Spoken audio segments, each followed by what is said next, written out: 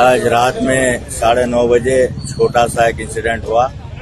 وہ راجندر نگر کے کانسٹیچوئنسی کے علاقے میں ہونے کی وجہ سے تمام علاقے کے اندر جو افواہیں پھیلی تھی یہاں پر فساد ہوا ہے یا ایسا بول کر، لیکن ایسی کوئی واقعہ یہاں پر پیش نہیں آیا. جو راجندر نگر علاقے میں بھی جو واقعہ پیش آیا چھوٹا موٹا واقعہ ہے، اس کو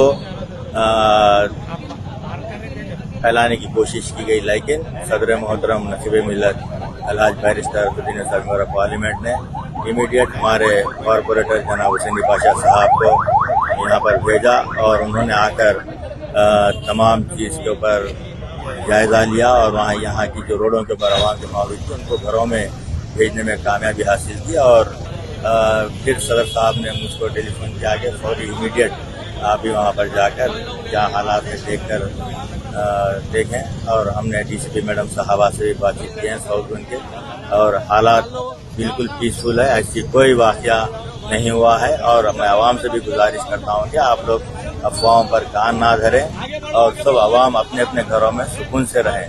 اور مجلس اتحاد المسلمین کے کارپوریٹرز حسینی پاشا صاحب، مقتدر بابا صاحب، ہمارے قادر صاحب، تمام لوگ ہمارے ورکراں بھی عوام کو سمجھا کر گھروں کے اندر بھیجے ہیں. تو لہٰذا آپ لوگوں سے یہی گزارش ہے کہ آپ لوگ افواہوں پر کان نہ دھریں. یہ اب تمام پیسفل ہے. شکریہ.